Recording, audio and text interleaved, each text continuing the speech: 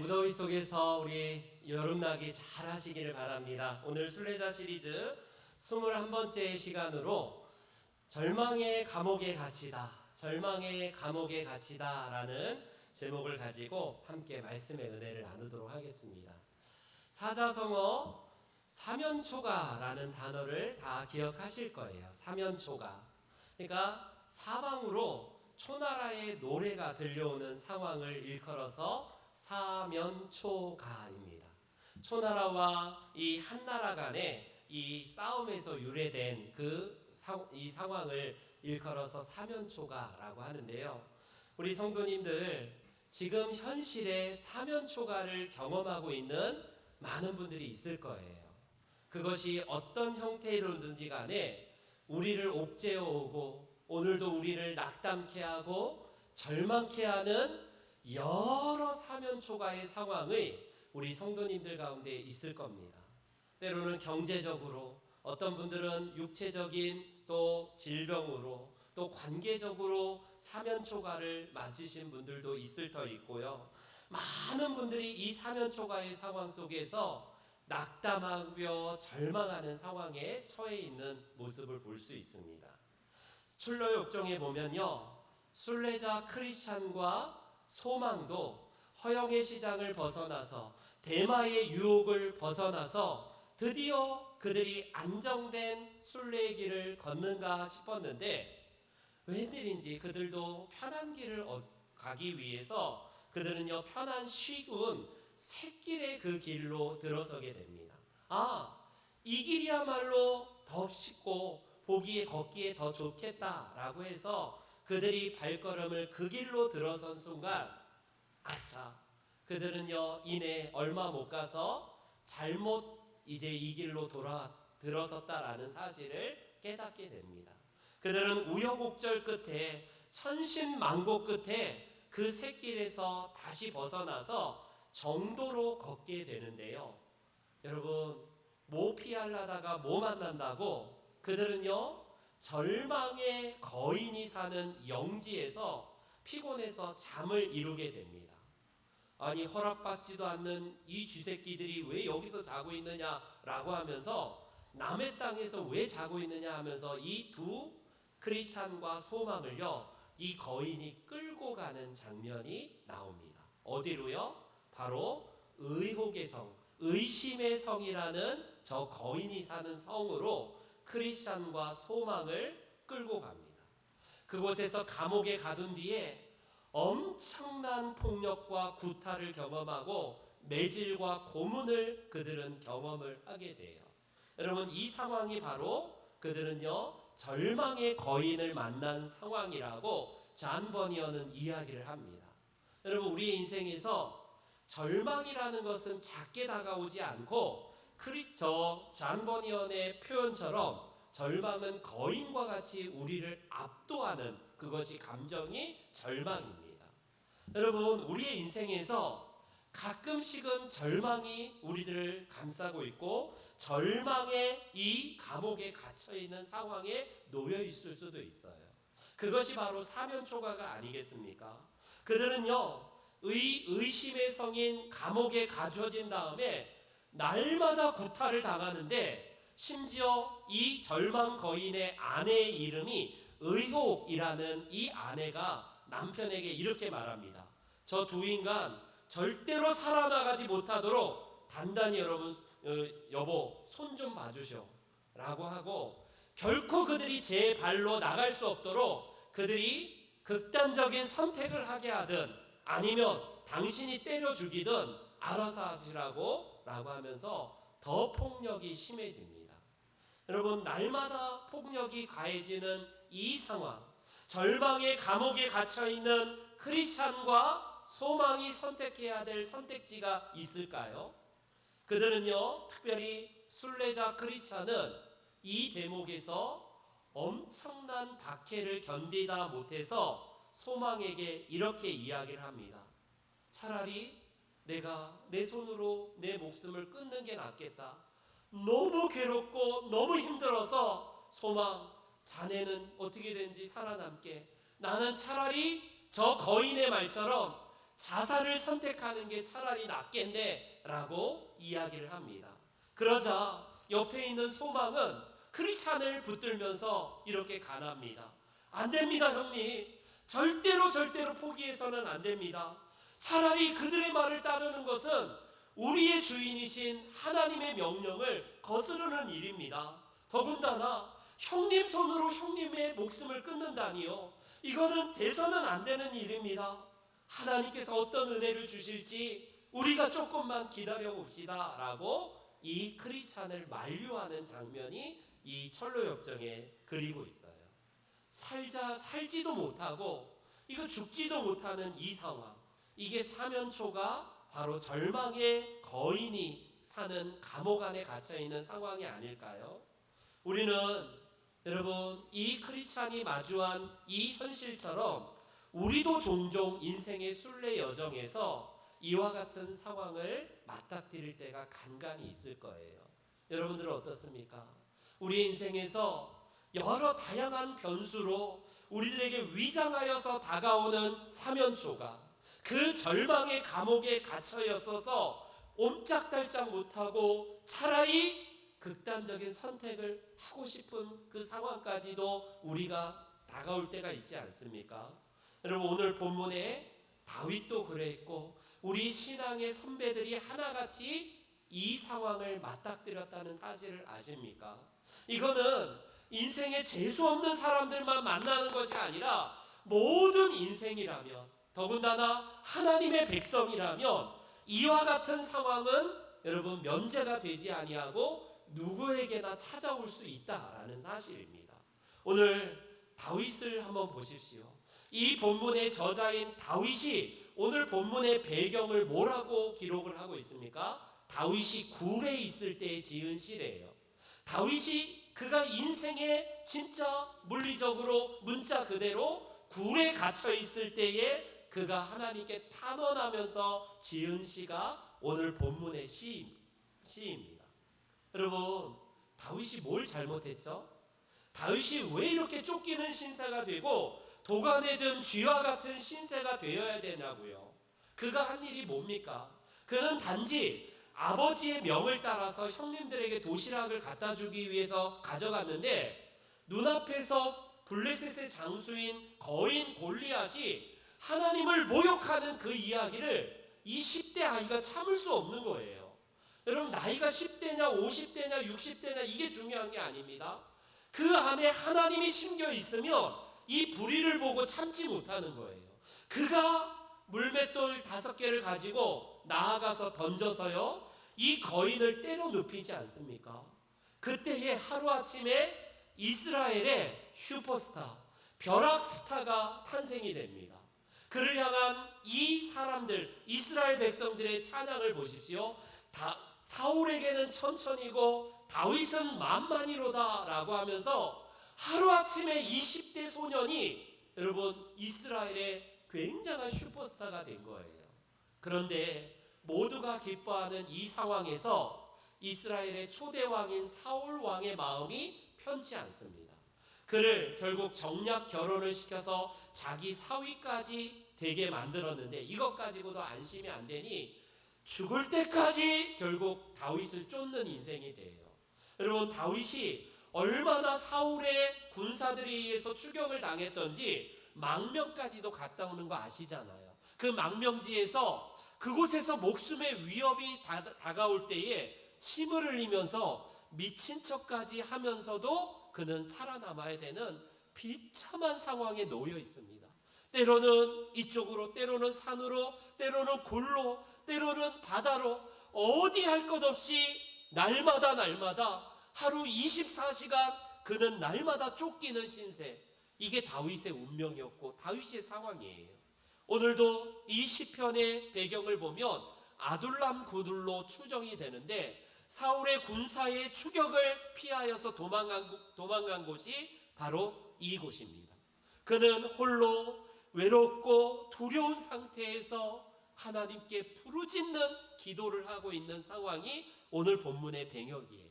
문자 그대로 그는 사면초가 말 그대로 절망의 감옥에 갇혀 있는 상황입니다. 사랑하는 성도 여러분, 우리는 인생을 살면서 다윗과 같은 이런 절망들을 경험하게 되고 사면 초가에 놓일 수도 있어요.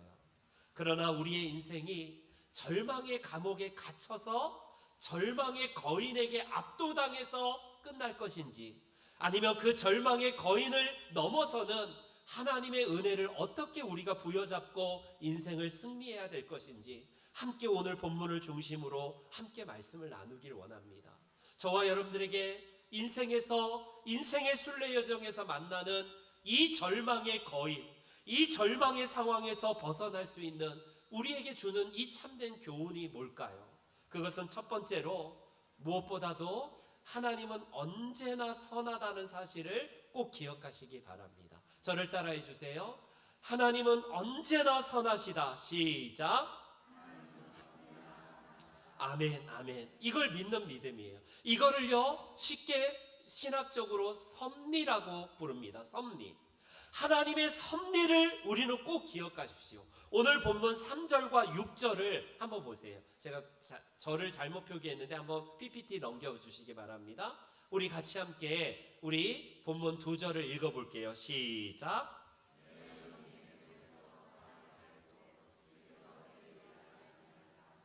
내가 가는 길에 그들이 나를 잡으려고 올무를 숨겼나이다. 나의 부르짖음을 들으소서. 나는 심히 비천하니이다. 나를 핍박하는 자에게서 나를 건지소서. 그들은 나보다 강하니이다. 아멘. 여러분, 그들과 다윗을 비교하고 있습니다. 그들은 강하고 그들은 정말 대단한 위세로서 다윗을 추격합니다. 그러나 나는 비천하고 연약하고 아무 도움이 없다라는 이 비교를 한번 보십시오. 여러분, 다윗이 뭘 잘못했다면 이해라도 가요. 이게 인생의 모순이고 인생의 부조리 아닙니까? 오늘날 세상을 보세요. 다윗과 같은 상황을 마주합니다. 믿음으로 살려고 하는데 믿음으로 사는 나에게는 하나님이 보상이 당장 없을 수도 있어요. 오히려 죄를 물먹듯이 마시고 세상의 방법과 불의한 방법, 세상의 불의와 편법을 취하는 자들에게는 당장 보상이 내리는 이 엉뚱한 세상 한번 보세요. 세상의 모든 죄악이라는 죄악, 편법과 위법을 다 취하면서도 손에 엄청난 것을 거머쥐고 인생 떵떵거리면서 아무런 벌이 없이 살아가는 인생의 모순을 한번 보십시오. 반면에 믿음으로 살겠노라고 정직의 길, 의의 길, 정말 아무것도 유혹에서 벗어나기 위해서 몸부림치면서 신실하게 사는데, 여러분, 쪽박차고 있는 이 상황 얼마나 우리는 많은 경험을 하게 됩니까? 그게 성경의 인물들이었고 오늘 그리스도인의 삶 아닙니까? 아니, 나도 조금만 눈 감고 세상이 하는 짓을 나도 좀 얼마든지 하면요, 내 인생 편해지고 조금은 내 인생 잘 될 것 같아요. 솔직히 그런 마음도 듭니다. 그래서 죄악을 범하면서 잘 되는 사람 보면 한편으로는 부러운 마음도 드는 게 사실이에요. 이게 인생의 모순 아닙니까? 하나님은 오히려 의의 길을 걸어가는 다윗과 같은 사람들에게는 오히려 더 보상을 주고요, 더 인생 편한 꽃길을 걷게 해야 되는데 이게 웬일입니까? 일평생 다윗에게 쫓겨가면서 목숨이 경각간에 달리고 파리 목숨, 완전히 도가내진 쥐의 상황에서 그의 마음이 얼마나 스트레스 받을까요? 날마다 잠을 편하게 이룰 수 있겠습니까? 이게 다윗의 삶이었어요. 여러분, 선한 일을 하고서도 어려움을 겪는다면 어떻게 설명하겠습니까? 반대로 악한 일을 저지르고 온갖 불의를 저질렀는데도 떵떵거리고 아무 부족함 없이 살아가는 모습들을 보면 어떻겠습니까? 이게 인생의 부조리예요. 이게 인생의 모순 아닙니까? 그러나 우리가 그 상황에서 꼭 기억해야 될 사실은 이 땅의 모든 되어지는 일들은 다 우리로서는 알 수가 없습니다. 왜 하나님이 그렇게 하시는지는 우리는 잘 알 수는 없지만 분명한 것 한 가지, 하나님은 언제나 선하시다. 하나님께서는 언제나 오르시다는 사실을 놓치지 않아야 돼요. 이게 흔들리면요 어떻습니까? 아니 나도 적당히 살자. 나도 믿음으로 살기보다는 나도 적당히 세상에 한 발 디디면서 그냥 불의도 취하면서 죄도 적당하게 지으면서 그냥 그러면서도 아무런 꺼리낌 없이 믿음 생활하는 사람도 있다는데 나도 그렇게 하자. 여러분 절대 안 됩니다. 유혹이에요, 유혹. 우리는요 다윗이 아둘람 굴에서 이렇게 부르짖는 걸 보십시오. 다윗의 상황이 어떻습니까? 하나님 하면서 부르짖는데 조만간 사울의 군사들이 추격하여서 이제는 완전히 파리 목숨이 되고 능지처참이 될 상황일지도 몰라요. 그는 살아나갈지 아니면 이곳에서 또다시 위기를 벗어나서 그가 살아남을지 그로서는 모릅니다. 오직 하나님만 아세요. 이게 하나님의 주권입니다. 우리는 이 대목에서 살아남은 자들만 하나님이 영광 받으시고 죽는 것은 개죽음입니까? 그러지 않아요. 우리의 섭리, 우리는 다 알 수 없지만 이게 하나님의 섭리라는 겁니다. 그래서 로마서 이 바울의 고백을 한번 보십시오. 8장 28절 함께 우리 한번 읽어보겠습니다. 시작. 우리가 알거니와 하나님을 사랑하는 자 곧 그의 뜻대로 부르심을 입은 자들에게는 모든 것이 합력하여 선을 이루시느니라. 아멘, 아멘. 바울은요 하나님께서 어떤 일로 우리의 인생을 만들어가는지는 다 이해할 수 없습니다. 그러나 그가 붙들었던 건 뭐냐면요, providence, 하나님의 섭리는 결코 놓치지 않고 우리가 알거니와 다른 것은 나는 모른다. 그러나 하나님의 이 섭리만큼은 절대로 변함이 없다. 합력하여 선을 이루시는 그 하나님은 언제나 오르신 분이다라는 이 사실을 변함없이 붙들었습니다. 다윗은 흔들렸습니까? 다윗은 비록 고통 속에 부르짖지만 하나님의 섭리를 끝끝내 붙들고 있습니다. 그래서 그는요 오늘 시편에서 뭐라고 고백해요? 하나님, 주님이 저의 피난처이십니다. 저의 분기십니다. 하나님, 내 입술에서 불평보다는 감사하게 하옵소서라고 기도하고 있어요. 오늘 특별히 3절을 한번 보십시오. 3절 우리 같이 함께 읽습니다. 시작. 주께서 내 길을 아셨나이다. 하나님의 섭리를 아시는 거, 기억한 거예요. 나는 살아나갈지 죽을지 모르지만 주님은 내 길을 아신다. 나의 길 오직 그가 아시나니, 오직 그가 아시나니. 욥의 고백도 같은 고백이고 우리 신앙의 선배들이 한결같이 하나님의 섭리를 의심하지 않아요. 여러분, 우리 철로 역정에서 보면 절망에 갇힌 이 상황에서 하나님의 섭리를 잊지 않고 붙들었던 것은 주인공 크리스천이기보다는요 옆에 동역자로 세워주신 바로 소망이었습니다. 소망은요 이 절망의 상황 속에서 크리스천이 절망에서 자살을 선택하려고 할 때에 끝끝내 하나님의 섭리를 붙들면서 소망을 위로하고 격려하지 않습니까? 크리스천 형님, 절대로 안 됩니다. 절대로 안 됩니다. 이 상황이 어떻게 매듭지어질지 우리도 모르고 저 거인의 손에 놓인 것도 아닌 바로 하나님께서 이 모든 것을 하실 뿐입니다. 우리는 다만 하나님의 섭리를 믿고 잠시 여기서 인내하면서 기다려야 됩니다라고 자살을 만류합니다. 기회가 반드시 오니 자살의 유혹을 거부하십시오. 그리고 하나님께 소망을 끝까지 가지시고 절대로 절망하지 말라고 하면서 이 크리스찬을 붙들고 있는 모습을 잔 버니어는 그리고 있습니다. 이 대목에서 잔 버니어는 크리스찬이 소망의 말을 듣고 그 마음을 진정시킬 수 있었다라고 기록하고 있습니다. 여러분, 그렇습니다. 우리가 처한 상황이 절망적일 때에 우리의 선택지는 많지 않을 거예요. 대부분은 절망이라는 선택지가 보편적인 우리의 선택지일 겁니다. 그러나 하나님의 섭리를 믿는 그리스도인이라면, 우리가 하나님이 우리의 진정한 섭리자인 것을 믿는 그리스도인이라면 우리의 과거의 신앙의 선배들이 붙들었던 말씀, 우리도 기억해야 되지 않을까요? 어떤 말씀이요? 대표적으로 마태복음 24장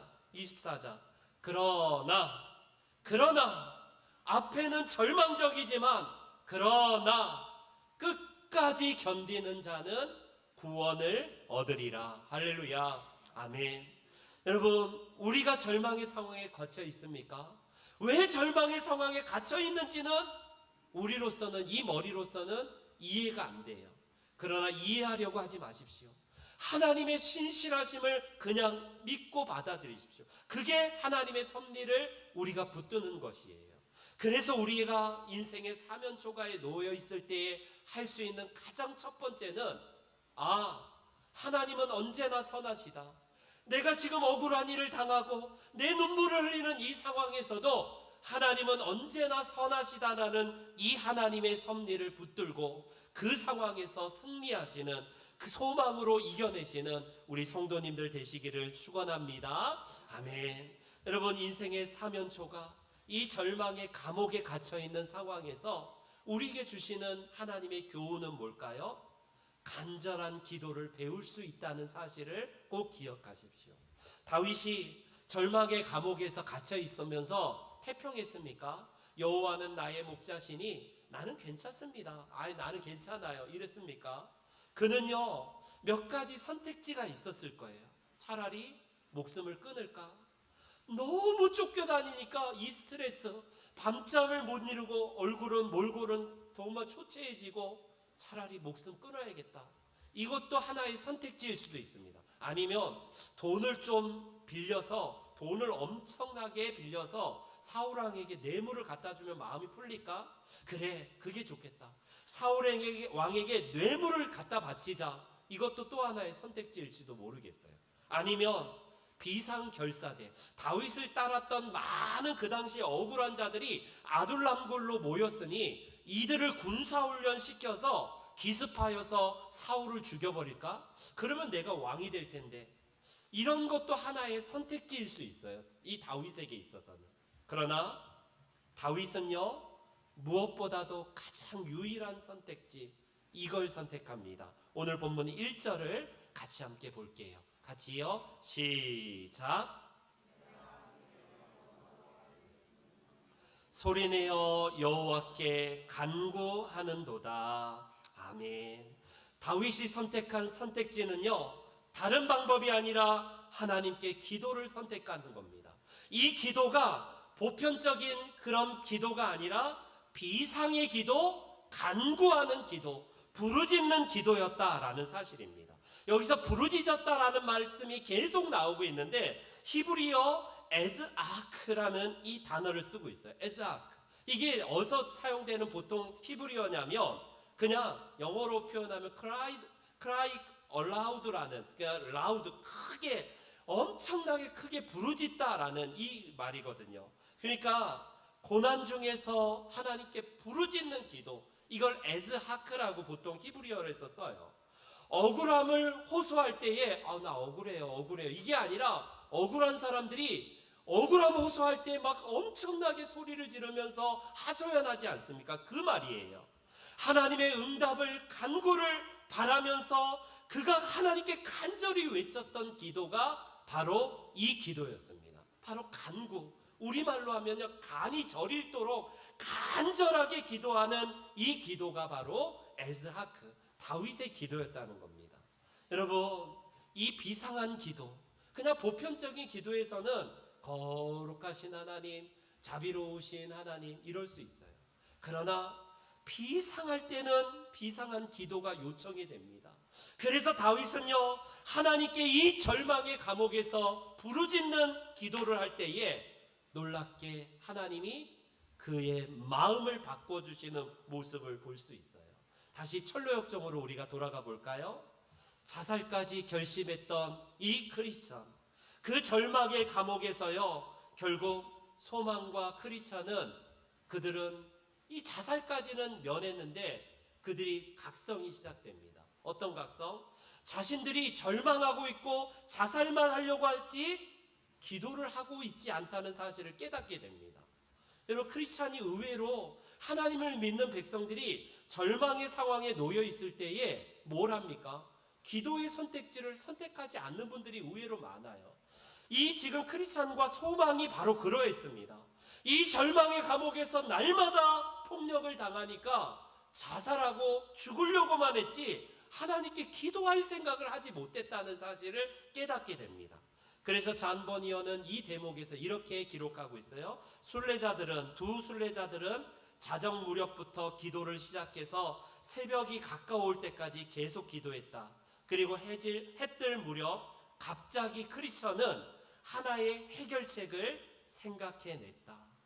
여러분, 기도의 끝을 이 지금 크리스천은요, 문제의 해결책을 가져올 수 있는 계기가 기도였다는 사실을 볼 수가 있습니다. 여러분, 그렇습니다. 우리 그리스도인들은 세상의 사람들처럼 절망의 거인이 내 앞에 딱 버티고 있을 때에 누구나 다 하는 수순인 절망을 선택하는 게 가장 빨라 보여요. 그게 인간적으로 보입니다. 그러나 우리는 그게 해결책이 아니에요. 우리는요, 걱정하고 염려하고 절망하는 것이 우리의 선택지가 아니라 우리의 신앙의 선배들이 우리에게 남겨준 교훈. 여러분, 그 바로 기도 아닙니까? 복음서가 중에 이런 복음서가 있어요. 기도할 수 있는데 왜 걱정하십니까? 기도하면서 왜 절망하십니까? 기도할 수가 있는데 왜 염려만 하고 있고 절망만 하고 있느냐? 우리에게 있어서 중요한 것은요, 이 크리스찬과 소망이 기도를 선택했고 기도할 때에 그 쯤에 새벽에, 부활의 그 새벽에 그들은 드디어 기적을 경험하게 됩니다. 이 감옥에서 풀려나갈 수 있는 해결책이 크리스찬에게 갑자기 떠올랐다는 거예요. 여러분, 내 삶에 왜 기적이 안 일어날까요? 왜 내 삶에는 늘 불평, 원망 이런 것들만 내 삶에 나열될까요? 기도가 없어서 그래요. 기도가 없어서 그렇습니다. 여러분, 기도하세요. 아니, 간구하십시오. 점잖게 기도하지 마시고 하나님 앞에 정말 절망의 외침 속에서 외쳤던 이 다윗이 어떤 언어가 바뀌는지 한번 보세요. 그는 오늘 본문에서 내 원통함, 내 우환, 나를 아는 이가 오른쪽에도 없고 나의 피난처도 없고 내 영혼을 돌보는 자도 없다. 없다. 상황을 보니까요, 그의 눈은 이 절망에 갇혀서 우환, 절망, 엄청난 원통 이것밖에 생각 안 나요. 그런데 그가 하나님 앞에 부르짖을 때에 그의 기도가 이렇게 변합니다. 우리 함께 5절을 한번 볼까요? 5절 말씀 다 같이 시작. 내가 부르짖어 말하기를 주는 나의 피난처시요 살아있는 사람들의 땅에서 나의 분깃이시라 하였나이다. 아멘. 다윗을 보세요. 다윗은 부르짖자마자 변한 게 아니에요. 아마 다윗도 밤새워서 그 절망의 감옥에서 이 굴에서 하나님께 부르짖을 때에 그가 시각이 바뀌어요. 그의 상황을 바꿔주지 않습니다. 갑자기 무슨 벼락이 내려서 이 사울의 군사들을 때려 눕힌 게 아니에요. 이 다윗은요, 내 주변에 왜 원통함이 있고 왜 이렇게 원망이 있고 왜 이렇게 없냐 하다가 그의 눈이요, 그의 마음과 그 영의 시각이 바뀌어요. 하나님이 나의 피난처시구나. 하나님이 이 모든 살아있는 사람들의 땅에서 오직 주님만이 나의 분깃이다라고 하면서 내 입술을 감사로 바꾸게 해달라고 그는 고백하고 있지 않습니까? 사랑하는 성도 여러분, 여러분들의 상황이 지금 절망의 감옥에 있습니까? 사면 초과에 놓여져 있어요? 그렇다면 위가 열려 있다는 사실을 기억하십시오. 오면 초과가 아니라 사면 초과이기 때문에 우리의 앞뒤를 둘러봐도 좌우 앞뒤 어느 곳에서도 나를 돕는 이가 아무도 없다 할지라도 하늘이 열려 있다면 우리는 소망이 있어요.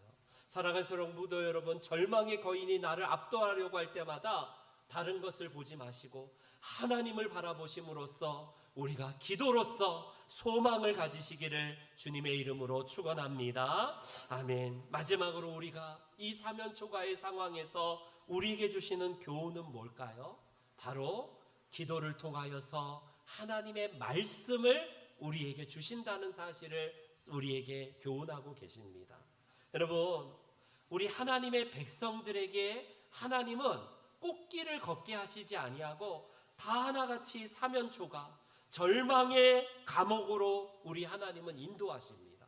그게 우리 신앙의 선배들도 그랬고 크리스찬도 그랬고 오늘날 저와 여러분들도 그 길을 걸어가고 있어요. 그 상황에서 우리가 꼭 기억해야 될 사실은 이게 하나님의 보편적인 방법인데 그 절망의 감옥에 쳐넣어서 하나님이 방관하고 우리가 팔짱 끼고 구경하시는 분이 아니에요. 여러분, 기도를 선택하면 반드시 하나님이 뭘 주시냐면 여러분, 말씀을 보내주신다는 사실을 꼭 기억하십시오. 우리에게 인생의 감옥의 문이 열리기 전에 반드시 하나님은 말씀이라는 것을 우리 내면에 확신으로 주신다라는 사실입니다. 여러분, 이집트 정치범 감옥에 갇혔던 요셉을 기억하십니까? 그는 13년여 동안 감옥 생활하면서 폐인이 될 상황이지만 그 안에 하나님의 말씀이 주어지기 때문에 그는 30살에 다시 등극하지 않습니까? 뚜껑 씌운 웅덩이에 토굴에 들어간 예레미야를 기억합니까? 그에게 말씀으로 소망을 주십니까? 주십니다. 사자굴의 다니엘을 보십시오. 다니엘은 그 사자굴에서 하나님의 말씀으로 다시 일어나게 되지 않습니까? 빌립보 감옥에 갇힌 바울과 실라, 그리고 유라굴로와 강풍에 놓여있는 바울을 한번 보세요. 한결같이 하나님은 그들에게 먼저 인생의 이 절망의 감옥으로 보내지만 그 속에서 하나님의 말씀을 항상 주신다는 겁니다. 저도 인천에 온 이유가 하나님의 말씀을 붙들고 왔어요. 제가 인생의 감옥에서 가장 절망적인 상황에서 부르짖을 때에 하나님께서 어느 날 불현듯 이사야서 58장 11절 이 말씀을 제 안에 확 주시더라고요. 그래서 저에게 이 말씀을 붙들고 하나님께서 내 뼈를 강건하게 하신다. 내가 물된 동산 같고 물이 끊어지지 아니할 샘 같을 것이라는 주의 약속의 말씀이 그때에 얼마나 큰 소망이 되었는지 일어나서 제가 다시 한번 주님의 얼굴을 봤던 계기가 말씀을 보내주시는 하나님을 경험하게 됩니다. 철로역정에서 순례자 크리스찬과 이 소망은 밤새도록 기도하고 간구할 때에 부활의 동토오르는 그 새벽을 맞이한 순간 갑자기 기도 끝에 크리스찬이 이렇게 고백하는 내용이 나와요. 언제든지 마음대로 나아갈 수 있었는데 이 감옥에서 처박혀 있었다니 내가 얼마나 미련하고 바보스러운가. 언약이라는 열쇠를 가슴에 늘 품고 다니면서 이걸 잊고 있었다니 언제든지 이 의심의 성에서 어떤 문이라도 그곳에 넣으면 내가 다 열 수 있는 키가 있는데 말이야 하면서 결국 자기 품 안에 있는 열쇠를 꺼내게 됩니다. 그래서요, 이 절망의 감옥에서 의심의 성에서 두 순례자는요 감옥의 문을 열고 드디어 탈출하게 됩니다. 네, 한번 그 컷을 한번 보여주세요. 그들은요 감옥의 열쇠를 열고 이제 바깥으로 나가서 저 절망의 거인이 쫓아오는 상황에서 무사히 탈출하게 되는 장면이 우리 철로역정에 그려지고 있습니다. 여러분, 소망의 얼굴이 얼마나 환해졌던지 그들은 드디어 참된 소망을 갖게 되고 결과적으로 이 감옥문을 벗어나서 드디어 그들이 처음 출발한 순례의 길을 다시 한번 출발하게 되는 모습을 볼 수가 있습니다. 이제 말씀의 결론을 맺을게요. 여러분, 오래전에 구약의 이스라엘의 많은 선지자들 가운데에 아까 말씀드렸던 감옥에 갇힌 한 선지자가 있습니다. 이 선지자는요 하나님의 말씀을 대언한 죄밖에 없어요. 그러나 그가 눈물의 선지자로 국가를 위해서 이 이스라엘 백성들을 위해서 결국 눈물의 기도로 유다 백성들을 위해서 기도했는데 이 절망의 감옥에서 벗어나는 하나님의 사인을 예레미야 33장 3절에서 그가 듣게 됩니다. 이 사인이에요. 우리 함께 봉독합니다. 시작. 너는 내게 앞에 말씀입니다. 시작. 너는 내게 부르짖으라. 내가 내게 응답하겠고 내가 알지 못하는 크고 은밀한 일을 내게 보이리라. 지금 예레미야가 저 토굴에 시대 굴에 갇혀 있는 상황에서 하나님께서 말씀으로 그에게 주시는 이 말씀, 너는 내게 부르짖으라 내가 내게 응답하겠다. 그런데 예레미야가 이 말씀의 응답을 받기 전에 힌트는 33장 1절에 있어요. 1절 우리 함께 같이 보겠습니다. 시작.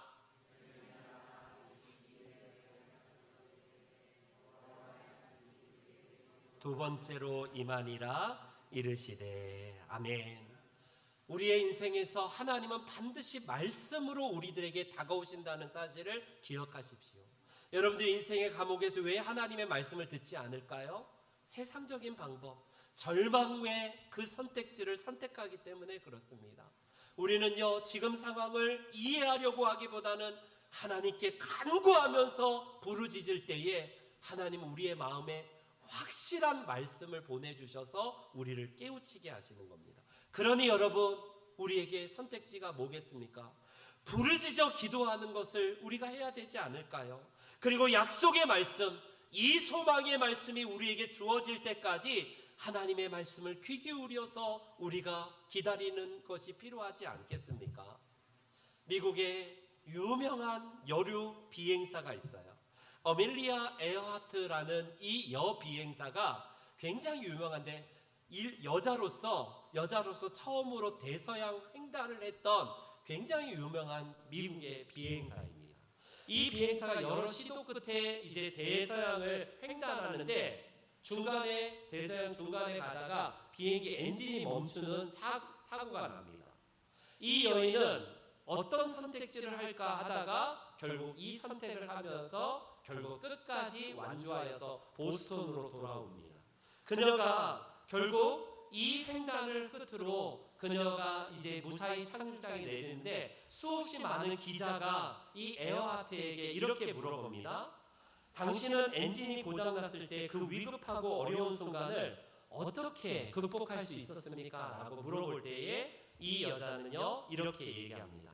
그건 간단해요. 간단합니다.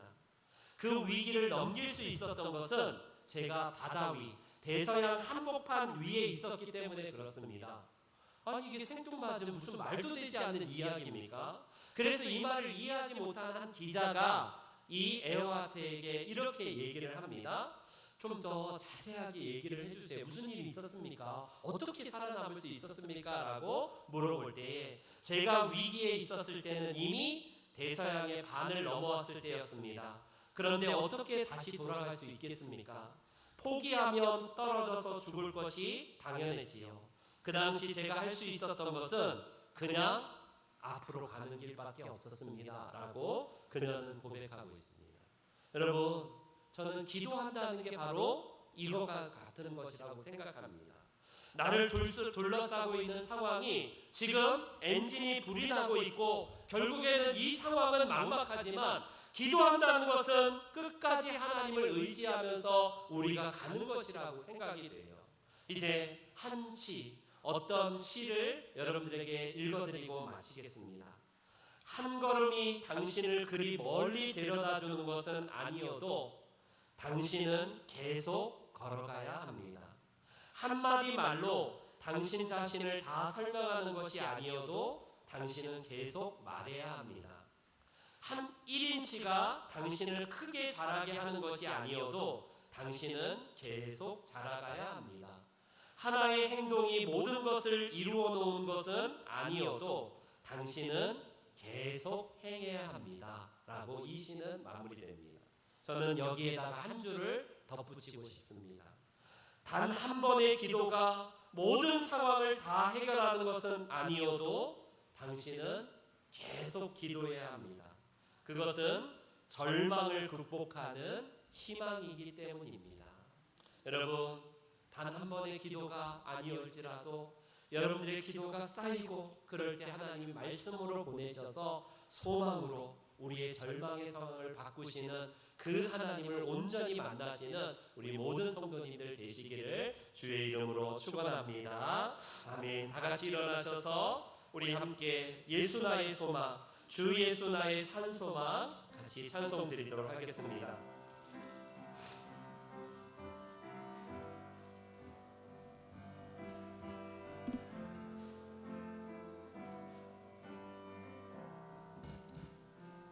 깊은 절망